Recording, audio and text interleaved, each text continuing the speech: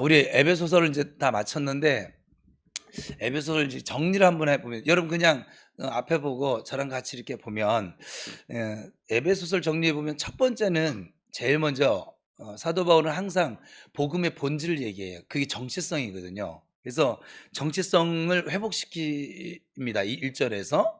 그래서 우리가 창세부터 예정된 하나님의 자녀들이었고 부름을 때가 되어 부름을 받았고 그래서 예수 그리스도를 구주로 믿게 되어질 때 우리의 모든 죄악이 사해졌고 성령과 함께 우리 안에는 이미 신령한 복이 주어진 존재다. 기억나세요?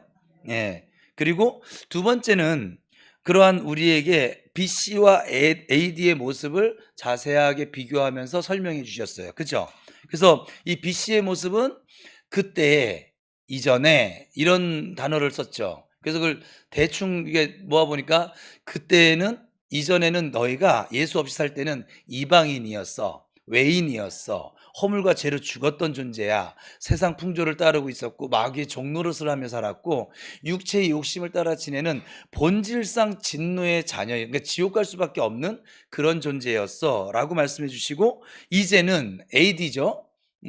변화된 예수를 믿고 난 이후에 우리의 모습은 예수와 함께 살고 또 예수 이름으로 구원을 받았고 선한 일을 위해서 우리는 그래서 이제 지음 받은 거야. 새로운 피조물 됐으니까 하나님의 평안을 너희에게 이미 주어져 있고 하나님께 가까워졌고 하나님께 나아갈 수 있는 그런 권세를 얻게 되었다. 그래서 이제는 너희가 더 이상 외인도 아니고 나그네도 아니고 하나님의 권속, 하나님의 가족이다, 하늘나라 시민이다, 뭐 약간 등등 기억나시죠? 기억을 다 떠올리려고 하는 거예요.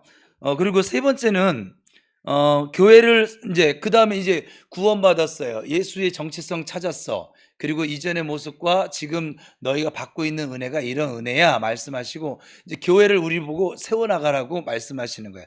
에베소서는 교회론이라고 했잖아요. 우리에게 말씀하신 걸 그냥 대충 좀 정리해 보면 첫 번째는 4장인데 성령이 하나 되게 하신 것을 힘써 지키라 명령을 하였어요. 이게 첫 명령이에요. 이렇게 정체성을 회복시켜 놓고 교회 생활에서 제일 먼저 하신 명령은 성령의 하나 되게 하신 것을 힘써 지켜라. 그래서 이 교회론에서 빠질 수 없는 단어가 두 단어가 있었다고 했잖아요. 똑같은 비슷한 내용이긴 하지만 서로 함께. 우리 옆에 서로 사랑하며 삽시다. 시작. 함께 교회를 세워갑시다. 네. 그래서 교회론에 있어서 하나됨을 회파하는 그 어떤 것도 그거는 마귀의 농간이지 성령께서 하시는 일은 아니다. 우리 제자 훈련합니다. 고린도서에서도 지금 문제는 네파로 갈라져서 서로 네가 잘났네 내가 잘났네 내가 오르네 네가 오르네 너 그렇게 인생 살지 마라 나 그렇게 인생 안 살 거다 너 결혼을 왜 했니 이혼하지 마 별의별 막 이런 얘기를 가지고 싸우거든요. 그 싸우는 것이 뭐냐면 전부 다 저렇게 하나 되게 하신 걸 힘써 지키지 않았기 때문이다. 그래서 교회는 어떤 경우라도 좀 서로 그리고 함께 할 줄 아는 그런 마음으로 교회 생활할 수 있기를 바랍니다. 그리고 두 번째는 주님이 이렇게 구원 얻은 우리들에게 하나님을 본받는 생활을 해라. 그래서 그 뭐 자세한 내용은 여러 가지겠지만 대표적으로 빛의 자녀들처럼 살아. 너희들은 이제 빛의 자녀니까 나의 자녀니까 나의 자녀처럼 살아. 나의 자녀처럼 사는 것에 너희들에게 기준점을 줄 테니까 주께 기쁘시게 할 것이 무엇인가 시험하면서 한번 살아봐. 이렇게 하면 하나님 기뻐하실까? 이렇게 하면 예수님이 좋아하실까? 이런 거 생각하면 살면 저절로 하나님 본받는 빛의 자녀들처럼 살게 되어진다 라고 말씀을 하셨어요.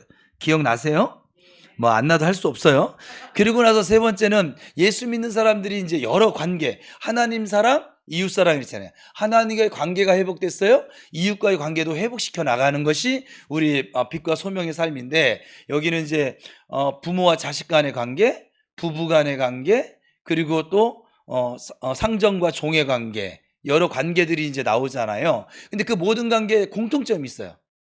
이제 좀 권위가 있는 질서대로 하면 질서의 권위가 있는 자들에게는 하나님이 사랑으로 돌볼 것을 얘기했고 섬길 것을 그리고 질서의 권위 지금 아래에 있는 부모와 자식이면 자식의 위치에 있는 사람, 또 부부간이면 아내의 위치에 있는 사람, 또 상전과 종, 뭐 기업주와 우리 직장인 하면 직장인의 자리에 있는 사람들은 순종할 것을 말씀하셨어요.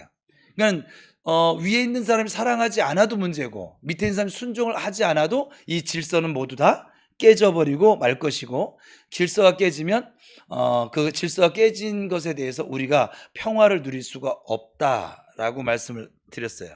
그리고 마지막으로 영적인 전투의 삶이 너희들을 지금 기다리고 있어. 그래서 하나님의 전신갑주를 취하고 영적 전투를 근신하여 깨어서 기도하면서 이 영적 전투에 승리하는 삶을 살라고 말씀하셨어요. 이렇게 해서 6장까지 왔습니다. 숨 막히네. 그래도 이게 쭉 한번 이게 쭉 오죠. 예. 자, 오늘은 이 마지막인데 이 신앙생활에 여러분 세 가지가 있어요. 세 가지 요소가 있는데 대표적인 것으로 첫 번째는 말씀이에요. 지금 우리 교회는 이 말씀 생활을 지금 너무 잘하고 있어서 100%는 없어요. 어느 공동체나 가나 100%는 없어요. 100%는 저 천국에나 가야 뭐 있을런지 우리 인간 사이는 100%는 없어요. 첫 번째 말씀입니다. 신앙이 아무리 열정적이어도 말씀을 벗어나면 잘못된 신앙이기 때문에 우리는 하나님의 말씀을 늘 읽고 듣고 묵상하고 그리고 순종하는 삶을 살아가야 될 줄로 믿습니다. 우리 지난주 토요일날 유순명 선교사님 오셔서 한 것 중에 앞에 있는 목사는 가장 기억에 남는 게 그거예요. 그 색깔 먹었네? 네? 기특한 생각대로 신앙생활을 하지 말고 하나님의 말씀대로, 그 하나님의 말씀대로가 하나님 그 말씀을 믿음대로, 그 로마서 12장 되려면 믿음의 분량대로 지혜롭게 생각하면서 신앙생활을 하셔야 합니다. 예. 사사기의 문제는 뭐였어요? 말씀대로 하나님을 따르는 것이 아니라 자기 소견에 옳은 대로 했기 때문에 그렇게 계속 반복되어진 죄 속에서 무너지고 그랬던 것이잖아요. 그러니까 여러분 신앙생활은 내 생각대로가 아니라 하나님 말씀대로예요. 옆에 사람하고 축복합시다. 말씀대로 예수를 믿자. 시작. 말씀대로 신앙생활하자. 저기 처음 온 사람들은 너무 뻘쭘한데 너무 아는 척하지 마요. 지금 이거 막 말도 안 나오는데 자꾸 옆에서 하면은 가만히 있으면 안 될 것 같긴 한데 뭘 해야 될지는 모르겠고, 그죠? 그들을 괴롭게 하지 마세요. 그냥 두 번째는 신앙생활 세 가지 요소 중에 찬송입니다. 찬송인데 이 찬송을 듣거나 부르면 우리가 막 힘과 용기가 솟아나요. 오늘처럼 두 번째 곡처럼 잘 모르는 곡을 할 때는 막 그냥 그렇구나 하는데, 첫 번째 곡 할 때는 그냥 뭐 아멘 하고 맨날 아멘만 해. 찬양을 하듯이. 그렇죠? 우리 찬양을 이렇게 듣다 보면 우리 교회 최인혁 씨가 옵니다. 그래서 콘서트를 할 거예요.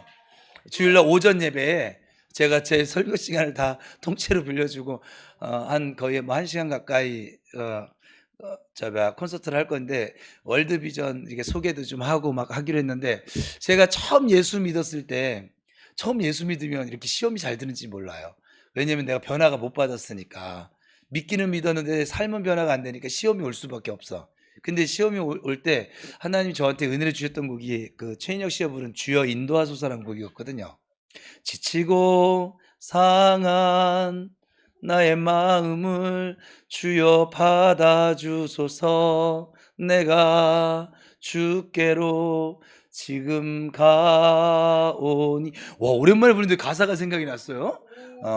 이렇게 이 곡을 부르면서 제가 막 울기도 하고, 제가 청년 회장 됐을 때는 시험 든 우리 청년 길거리 가면서 길에서 생 라이브로 반주도 없이 지치고 왜 그랬나 모르겠어요, 지금 생각해보면. 근데 그때 당시 또 그도 위로를 또 받았네. 그냥 어쨌거나 좀 그렇게 이 찬양이 우리에게 힘과 위로를 주는 힘이 좀 있어요. 곡조 딸린 기도라서 기도할 때 우리에게 능력이 임한다고 그랬잖아요. 찬송 많이 하시기 바랍니다. 그래서 바울과 실라가 성경에 나오잖아요. 빌립보 옥중에서 기도하고 찬송할 때 옥터가 흔들립니다. 그리고 착고가 풀어지는 기적이 일어났어요. 찬송의 힘이죠. 그리고 주님은 우리를 너희들에게 찬송을 받기 위해서 우리를 지으셨다라고 이사야서 선지자를 통해서도 말씀을 하고 계시고, 그러니까 여러분 찬송 많이 하며 사시길 바랍니다. 옆사람 축복합시다. 찬송을 많이 듣고 많이 부르고, 시작. 또 부르고에서 멈추면 반말이 되니까 부릅시다. 네. 저 세상 사람들도 여러분 마음이 울적하고 그러면 그 노래를 듣잖아요. 음악을 듣잖아요. 그죠? 근데 우리는 세상 뭐 산다는 게 무엇인지 난들 알 수 있느냐 이런 거 부르면 이게 위로가 아니라 신세한탄이 되잖아요. 그죠? 그래 안 그래요? 그런 거 부르지 말고 유행가를 불러도 쨍하고 있들 날 돌아온다 좀 희망찬 걸 부르든가. 예, 약간 노래를 듣잖아요. 여러분 찬송을 많이 부르세요. 제 차를 타면 꼭 찬송이 CCM이 나오는데 계속 듣는 거예요. 그냥 무한 반복이에요. 예배 시간에 저는 거의 가사 이유가 거의 없어요. 오랜만에 부른 곡들만, 그것도 이제 한두 번 보면 또 그냥 또 여기 입력이 다 돼 있어서 좀 찬송을 많이 부르며 삽시다. 신앙의 세 번째 요소는 기도예요. 누가 뭐라고 해도 기도는 사단을 공격하는 무기도 되어져요. 우리가 다 지금 기도로 축사하잖아요. 그죠? 그리고 에베소 6장에는 하나님의 전신 갑주를 말하고 있는데 머리에 구원의 투구, 가슴에 의의 흉배, 허리에 진리의 띠, 발에는 복음의 신, 또 한 손에는 믿음의 방패. 여기까지 다 방어용 무기인데 이 공격 무기는 말씀, 성령의 검이라고 했잖아요. 근데 그 말씀 더하기 기도도 공격용 무기입니다. 그래서 기도 많이 하는 사람이 확실히 시험이 좀 적어요. 그리고 흔들림도 좀 적고, 그리고 이 기도, 주님께서는 기도 외에는 이런 이유가 귀신을 내어 쫓는 그 권세가, 무기가 없다라고 주님 말씀하시니까 이 말씀과 이 기도가 공격용 무기입니다. 그래서 기도는 뭐 우리가 잘 아는 것처럼 하나님과 영적 호흡이라고 하는데, 호흡이 끊어지면 우리가 죽을 수밖에 없는 것처럼 기도가 끊어지면 결국 기도 안 하는 사람들은 신앙이 점점 퇴보되어지거나 죽고 말더라고요. 그러니 쉬지 말고 기도하시기 바랍니다. 네, 뭐 쉬지 않는 것까지는 어쩔 수 없는데 부지런히, 옆 사람하고 부지런히 기도합시다. 시작. 자, 그러면 이제 오늘 끝났네요. 이제 이렇게 처음 온 사람 때문에 이렇게 10분 만에 설교를 끝마친다면 또 말도 안 되니까 신앙생활의 이 세 가지 요소를 꼭 기억하세요. 다른 거 좀 못해도 돼요. 이 말씀과 찬송과 이 기도의 생활을 점점 연습을 하고, 이게 경건의 연습인데 연습을 하면 여러분이 이 땅에서도 저 영원한 세상에 가서도 유익이 있을 줄 믿습니다. 그래서 오늘 기도 부분 마지막에 18절에 사도 바울이 이 에베소서 편지를 마치면서 기도에 대해서 명령을 하고 있는데, 자, 항상 기도하라. 18절에 세 가지 기도가 나와요. 한번 띄워줘 보세요. 첫 번째로 그냥 읽어볼까요? 시작. 네, 18절을 읽겠습니다. 간구로 무시로 성령 안에서 기도하고 이를 위하여 깨어 구하기를 항상 힘쓰며 여러 성도를 그러니까 여기서 기도의 네 가지 보편성을 말을 하고 해주고 있거든요. 이 첫 번째는 모든 기도와 간구로 하라고 합니다. 모든 기도와 간구라고 하는 것은 다양한 형태의 기도, 뭐 침묵기도, 관상기도, 통성기도, 합심기도, 또 뭐 있을까요? 안수기도. 기도하는 그 방법이 여러 가지, 골방기도, 기도의 종류로 따지면 여러 가지가 있는데 조용히 침묵 기도를 좋아하는 사람도 있는 것이고, 소리를 내서 통성으로 기도하는 사람들도 있는 것이고, 조용히 기도하는 사람들은 막 소리를 내서 기도하는 사람들을 향해서 하나님 귀 안 먹었어 그러지 말고, 귀 안 먹었어요. 여러분들은 왜 여러분 가끔가다 부모님한테 큰 소리 냅니까? 엄마! 막 이럴 때 있잖아요. 어머니, 어머니, 어머니. 늘 이렇게 부르지 않잖아요.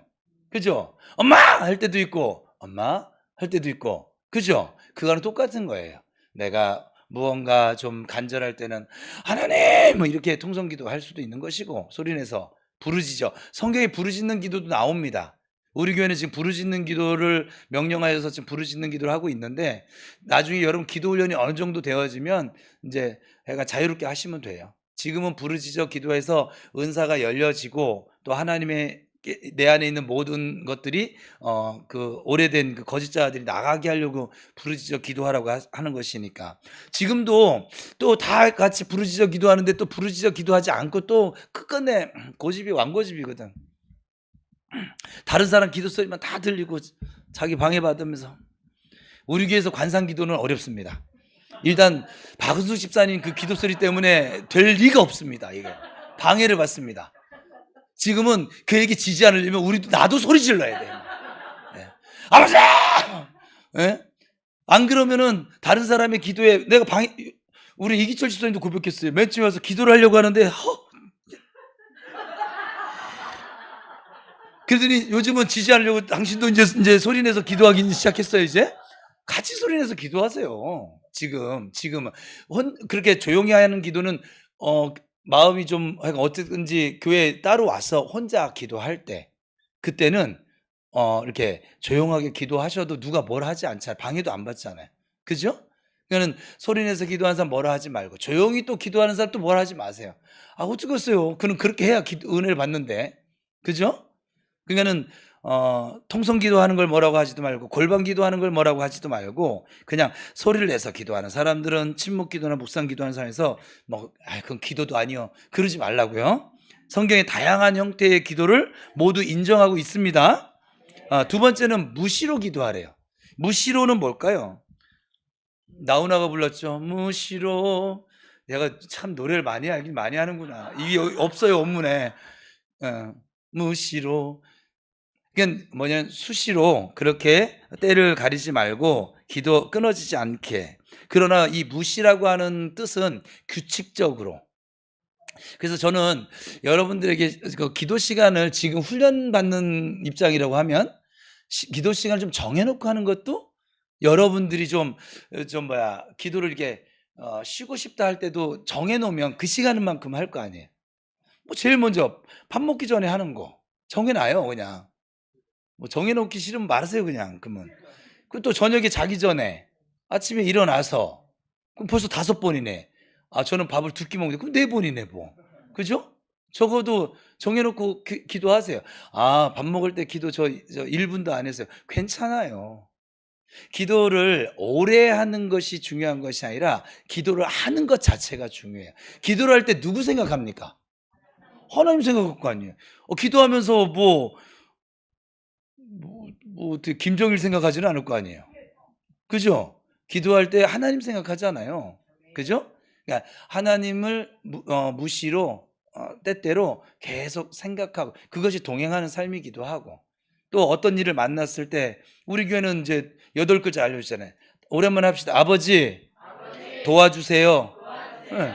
어떤 일을 만났을 때, 놀란 일을 만났을 때, 두려움이 확 찾아왔을 때 아버지 도와주세요. 그게 기도예요. 아버지 도와주세요. 이 8글자를 못한다, 기도 안 하는 사람이죠 뭐. 근데 8글자 하면 이게 기도인가? 기도입니다. 여러분들이 아버지를 생각함으로 하는 모든 것들이 기도입니다. 그렇지 않으면 우리는 쉬지 말고 기도할 방법이 없습니다. 맨날 직장 왜 나가요? 기도해야지. 잠은 왜 잡니까? 기도해야지. 그죠? 주님은 우리가 못할 일을 시키시는 게 아니에요.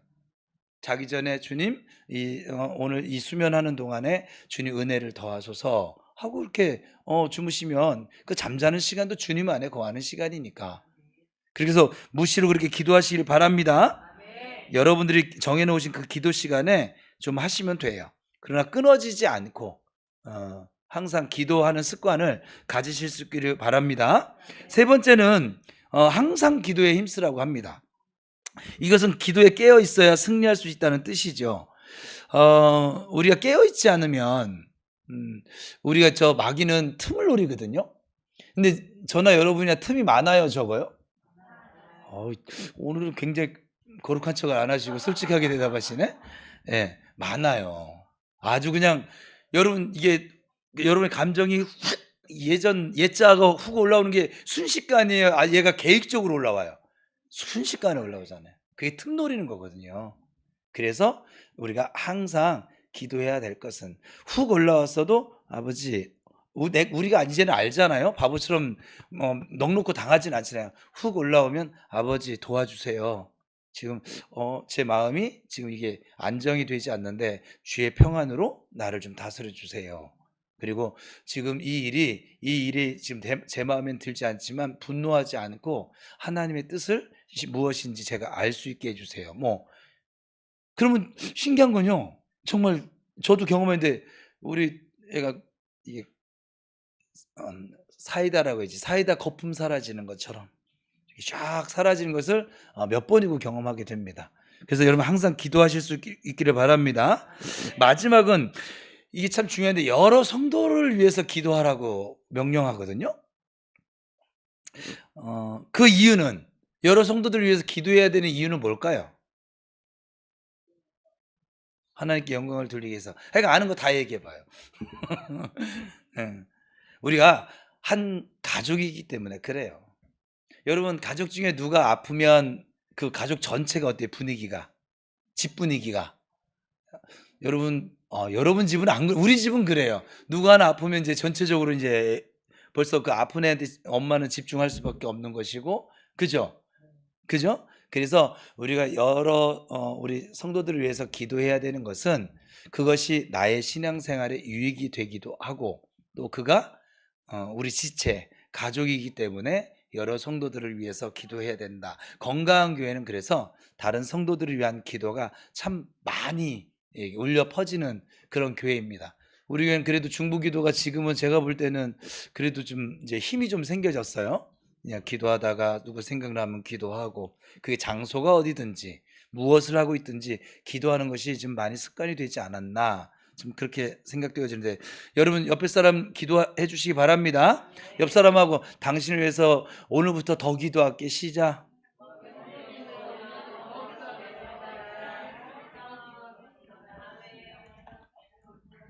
자, 기도의 종류에는 이제 아까 기도의 방법이었고, 기도의 방법이 여러 가지인데 기도의 종류는 대표적으로 두 가지를 얘기할 수 있어요. 뭐냐면 기도의 종류 더 있지만 그 중에서 가장 꽃처럼 느껴지는 기도, 다른 사람을 위해서 하는 중보기도입니다. 이 기도 중에 꽃이에요. 여러분들이 지금 믿음이 좋아져서 여기 앉아 있는 것 같죠? 그렇지 않아요. 여러분들을 위해서 누군가 기도를 하고 있었기 때문에 오늘을 만난 거예요. 근데 이거 제 상상 아니에요. 성경에 나와 있어요. 뭐냐면 첫 번째 우리를 위해서 중보기도 하시는 분이 계세요. 성령님이시죠. 우리가 말로 형용할 수 없는 우리가 기도해야 될 때인데 기도를 못하고 있으면 그분이 말로 형용할 수 없는 탄식하심으로 인해므로 나를 위해서 기도하고 계신 분이 성령님이세요. 그래서 성령님은 우리를 도와주시는 보혜사 파라크레토스라고 설명했어요. 무엇으로 도우시냐? 기도로 도우십니다. 두 번째 우리를 또 중보기도 해주시는 분이 계세요. 예수님이죠. 예수님 하나님 보좌 우편에서 우리를 위하여 친히 간구하고 계세요. 이 로마서에 나오는 말씀이에요. 제 얘기 아니에요, 여러분. 그러니까 기본적으로 우리를 위해서 중보하며 기도해 주시는 분이 두 분이 계시네요. 예수님과 성령님. 왜 성부 하나님은 기도를 안 하실까? 그분 기도를 이루어 주시는 분. 무슨 말 이해되셨죠? 그래서 이 두 분이 우리를 위해서 여러분 영혼을 기도하고 있었기 때문에 오늘을 만난 거예요. 또 앞으로도 계속 그분들이 여러분들을 위해서 기도하고 중보하고 계시기 때문에 여러분이 살아갈 거예요. 하나님의 뜻을 이루어갈 거예요. 그리고 또 하나 있죠. 여러분들에게 그 성령님이 당신만 기도하는 것이 아니라 뭇사람의 마음을 감동시키고 감화시키셔서 기도하게 만드십니다. 여러분들이 목사를 위해서 기도해 주시는 것도 안 하시는 분들은 지금 회개해야 돼요.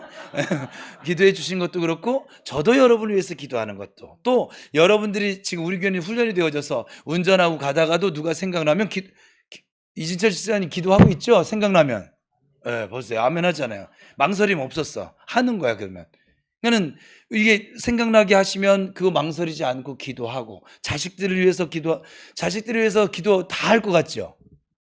안 하는 부모님들도 계시더라고. 제가 만나보니까 다 하지 않더라고요. 다 해야죠. 다 맞아요. 다 해야죠.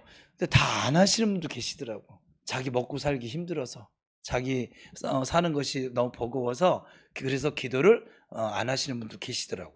그래서 다른 사람을 위한 기도는 나 외에 모든 사람들을 위해서 하는 기도를 말하는데, 우리는 대표적으로 정치하는 위정자들, 나라와 민족을 위해서, 또 가난한 이웃들, 또 중요한 어떤 결정권을 가지고 있는 사람들, 리더들을 위해서 기도하셔야만 합니다. 특별히 교회 지도자들을 위해서 기도하셔야 합니다. 18절에는 여러 성도를 위하여 구하고, 19절에서는 또 나를 위하여, 여기서 나는 누구예요? 바울이잖아요. 바울 목사님이잖아요.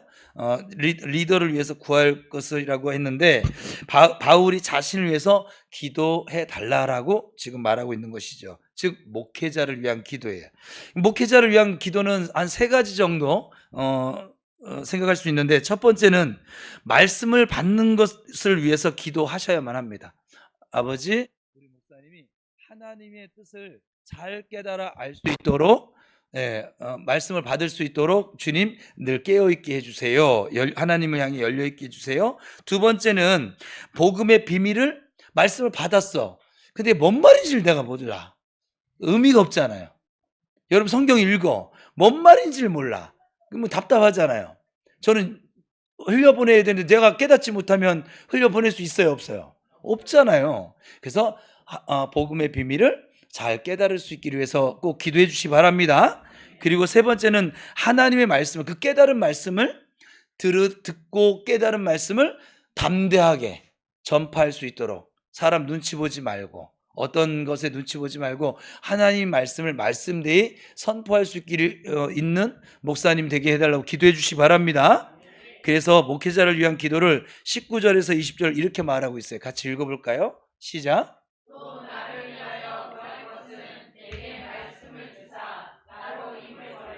복음의 비밀을 담대히 알리게 하옵소서.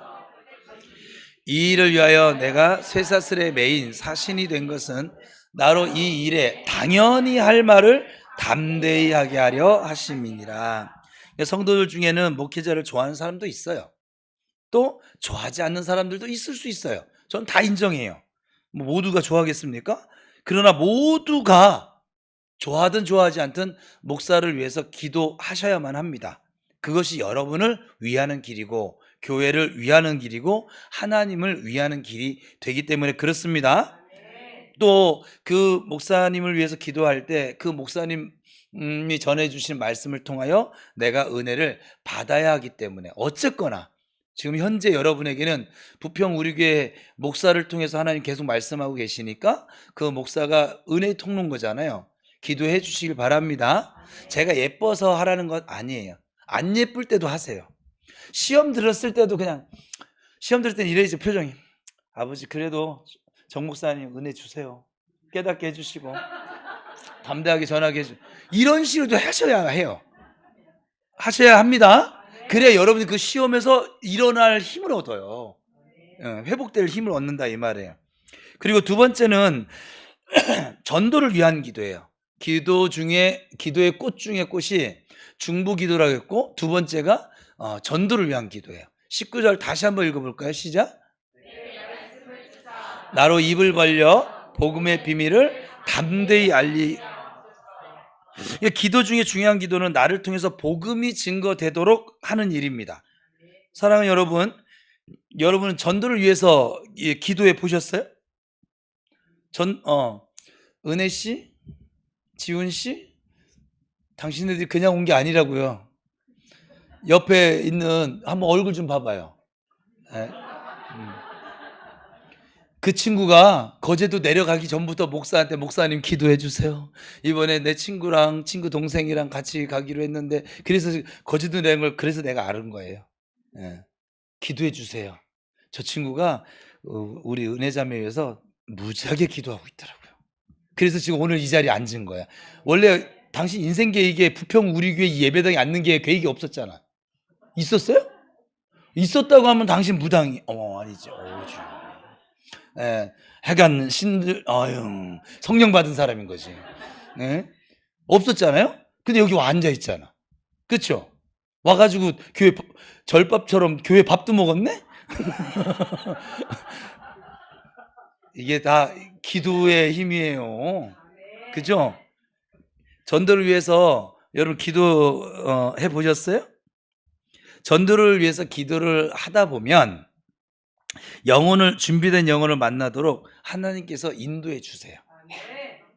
그러니까 교회를 막 40년, 50년 돼서 한 번 예수 믿으세요 소리를 못 해보고 전도 못한 사람들은 뭐냐면 전도에 대한 기도를 안 하고 있는 사람들이세요. 전도에 대해서 여러분 관심 가지고 기도해 보세요. 전도할 영혼을. 그리고 꺼리를 주시고 그리고 그를 섬길 수 있는 물질도 주세요. 참 신기한 일이에요. 뭐 약간 전도를 위해서 기도 안 한 사람들은 그죠.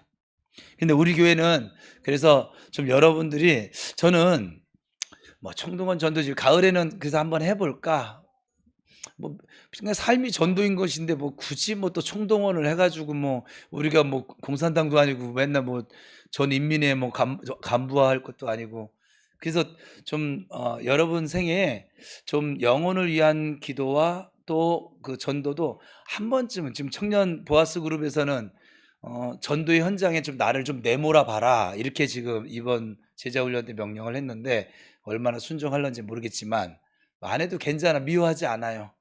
단지 쳐다를 안 볼 뿐이지. 전도를 위해서 꼭 기도하시기 바랍니다.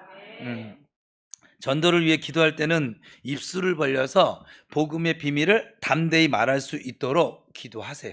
여러분 스스로에게. 전도 현장에 못 나가는 이유는 담대함이 없기 때문에 그렇거든요. 우리가 전도하지 못하는 몇 가지 이유가 있어요. 첫 번째는 전도를 위해서 지금 말씀드린 것처럼 기도하지 않기 때문이고 두 번째는 입을 벌리지 않기 때문에 지금 사도행전 강의에 벌써 일어나 가서 외쳐라 그랬잖아요. 벌써 봐 이렇게 다 까먹잖아. 이상하게 전도에 관련된 건 잘 까먹어. 그리고 환난 중에 부르짖으라 그러면 응답하겠고 그거는 확 잡아가지고 그냥 아버지 살려주세요 막 이런 건 잘하면서 그죠? 그래 안 그래요? 근데 때가 안 돼서 그래요. 근데 입을 벌리지 않기 때문에 전도를 못하는 거예요. 그리고 세 번째는 입술을 벌려도 복음의 비밀을 담대히 말하지 않기 때문에 전도할 수가 없는 것이에요. 전도 폭발에서 제가 전도 폭발 훈련을 받았었는데 복음을 전하는 요령을 다음과 같이 말을 해요. 전도 폭발은 전도하는 순서. 먼저는 그들의 일반 생활. 너 오늘 무슨 일이 있었어? 아이고 그랬구나. 공감해 주는 거예요. 그리고 그들의 교회 배경, 그들이 교회를 나온 적이 있었나, 복음을 들은 적이 있었나, 뭐 이런 그런 것들을 좀 나누고. 그래서 한 단계 더 나가면 우리 교회는 지금 이러한 교회야. 간단한 교회 소개. 또 교회에서 벌어진 일을 간증하거나 개인에게 역사하신 하나님의 역사에서 간증을 하고 그 후에 그가 마음이 다 열려지면 안 적어도 돼요. 저기 뒤에 김수환 집사 있잖아. 동생한테 달라고 그래. 그냥. 그 후에 어떻게 설교하면서 다 볼까? 그죠? 다 보여. 어떻게? 여러분 눈 감는 것도 깜빡하는 것도 다 보이는데 뭐 어떻게? 그 후에 복음의 내용, 하나님의 은혜로 인간이 무엇인지 하나님이 우리를 얼마나 사랑하셨는지 예수 그리스도 통해 죄 사함 받은 거 믿음을 선물로 받은 거 이런 복음의 내용들을 이렇게 훈련을 받아요. 문제는 일반적인 이야기만 하다가 복음을 전하지 못하고 오는 경우가 너무 많다는 것이죠. 그러니까 복음을 전하기만 하면 되는데 전도는 당연히 우리가 해야 할 말이거든요. 그리고 전도하지 못하는 이유 중 네 번째는 실패를 두려워하기 때문에 이게 지금 가장 커요. 제가 볼 때는 이 첫 번째하고 네 번째가 가장 커요.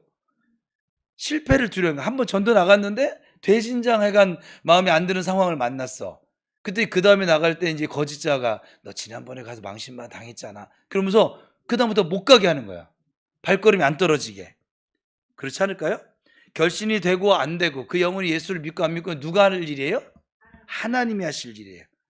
우리는 단지 입술을 벌려 복음을 전하기만 하면 돼요. 전도 어렵지 않아요. 권사님만 전도가 쉬운 여자가 아니에요.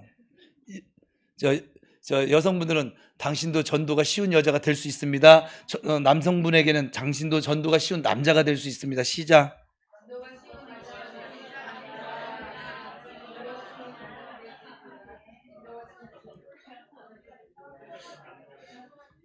여러분, 삶의 실패를 두려워하지 마세요. 특히나 전도의 실패를 두려워하지 마십시오. 바울은 어느 본문 20절에서 이렇게 말을 합니다. 같이 읽어볼까요? 시작.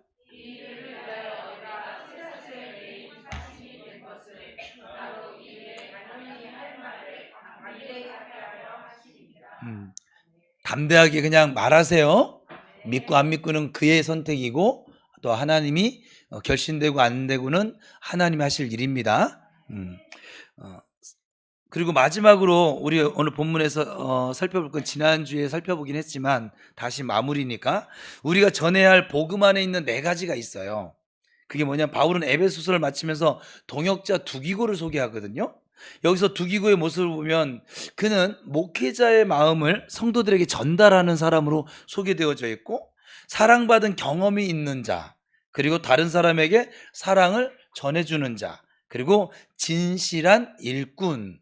사도 바울이 두기고에 대해서 동역자에 대해서 이렇게 제가 어디 가서 여러분들을 소개할 때 좀 저렇게 이렇게 수식어를 붙일 수 있으면 참 좋겠습니다. 저희가 또 거짓말을 잘 못하잖아요. 그래서 또 없는 말을 또 못해요. 그냥 안 예쁜 사람 만나면 그냥 얼굴에 얘기 안 해요. 저는 아이들도 그래요. 아이들 보면 여러분들 전부 다 어머 애가 왜 이렇게 이뻐요. 내가 볼 때 하나도 안 이쁜데 그냥 예의상 그렇게 예쁘다고 하시더라고. 저희 막내가 있는데 막내가 아니고 우리 애들 중에 하나가 있어요. 태어났는데 왜? 그러더니 우리 선배 목사님이 오셨어요. 오셔가지고 그 목사님이랑 같이 와가지고 목사님 저 애를 위해서 축복해 주세요. 저는 했는데 이제 오셨으니까 병원에서 그래 안고 했는데 목사님이 아유 애가 참 정말 새카맸거든요. 2.8kg의 새카맣지. 그래서 저도 모르게 도대체 넌 누굴 닮았냐? 막 이렇게 할 정도로. 저는 우리 애한테도 그러고 남의 애한테는 그러고 하면 시험 드니까 말을 안 해요. 그냥 귀엽네. 그리고 있을 거 다 있네. 그죠? 있는 위치에 다 있잖아요. 눈썹도 있고 눈도 있고 코도 있고 입도 있고. 거짓말은 하기 싫고. 그건 저의 기준인 거예요. 저의 기준은 좀 뭐냐면 조화롭지를 못하네. 이렇게 약간 좀 비율이 잘 안 맞네. 뭐 이런. 못생겨도 구원 받습니다. 근데 우리 기준에 잘생기고 못생기고 있지 하나님 볼 때는 다 예쁠 거 아니겠어요?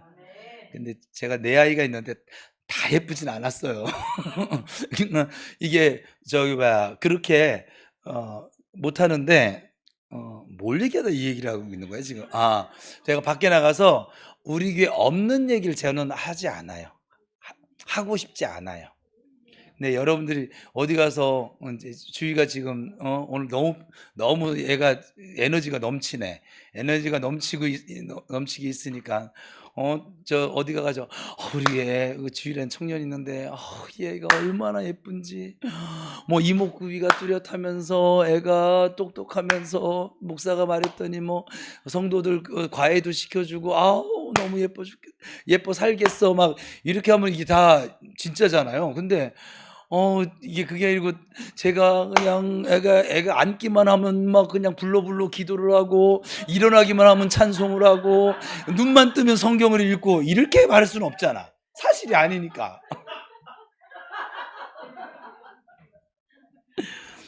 저는 전 바울 서신을 읽으면서 부러운 게 좀 있어요. 바울에겐 정말 옆에 동역자들이 로마서 16장에 보면 바울 리스트라고 그래요. 우리 예전에 한보 리스트처럼 리스트가 쫙 나오는데 거기에 사도 바울이 정말 그 사람의 특징적인 것을 하나하나 다 이렇게 집어넣더라고요.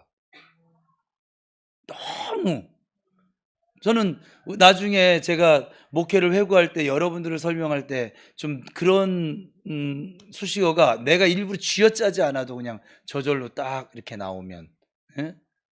나올 수 있으면 좋겠습니다. 저도 여러분에게 어디 가서 우리 교회 목사님은 했을 때 막 쥐어짜지 않고 막 빨래 짜듯이 이렇게 비틀지 않아도 그냥 이런 목사님이세요, 설명 나올 수 있도록 노력하겠습니다. 예. 아무튼 이렇게 소개하고 있어요. 이렇게면 이 두교 같은 이런 동역자가 되려면, 사람이 되려면 열린 마음을 가지고 열린 대화와 교제를 하는 사람이어야 되겠죠. 또 그는 소개하기를 위로자라고도 했거든요. 오늘 본문 22절 같이 읽어봅니다. 시작.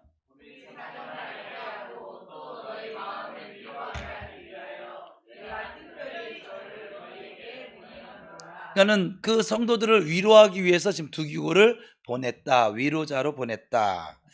우리가 전해야 할 복음 안에 네 가지가 있는데, 이 복음 안에 담겨져 있는 평안, 그리고 사랑, 믿음, 은혜, 오늘 지금 본문에 나오는 거예요. 이 은혜를 전하는 것이에요. 얘가 예수를 믿었더니 거짓이 아니.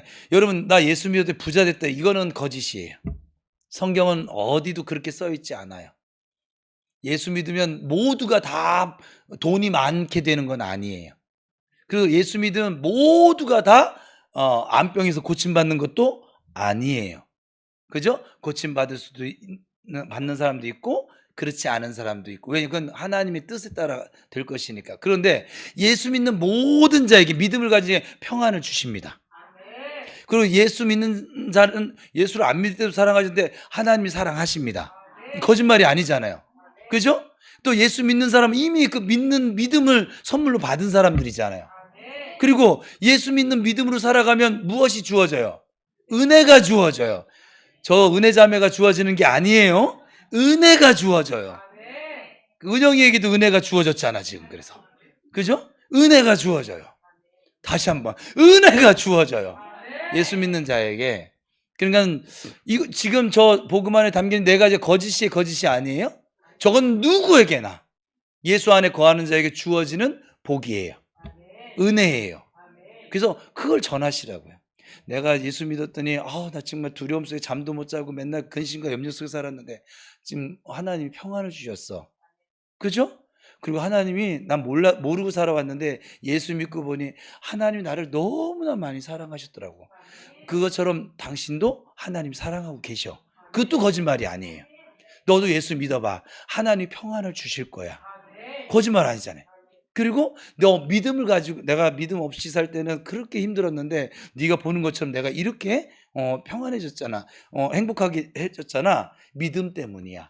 이것도 거짓말이 아니고.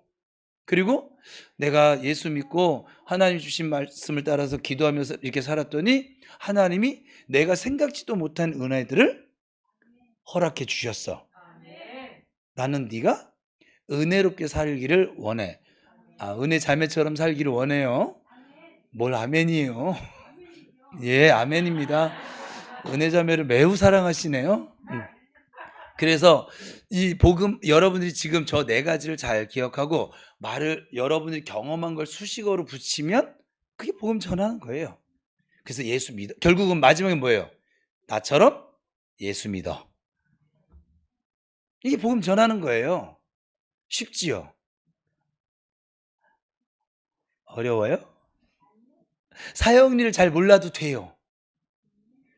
그래서 나처럼 너도 예수 믿고 주님이 주신 은혜를, 평안을, 사랑을, 그 믿음의 복을 누렸으면 좋겠어. 이도저도 잘 안 되면 그냥 우리 교회 와, 정태호 목사님 만나 뭐 하든지, 뭐 여러 가지가 있죠. 뭐 아니면 전도가 쉬운 여자가 우리 교회에 있는데 박순영 권사님을 만나든지 뭐 하여간 하셔도 되고. 뭐 이해되셨죠?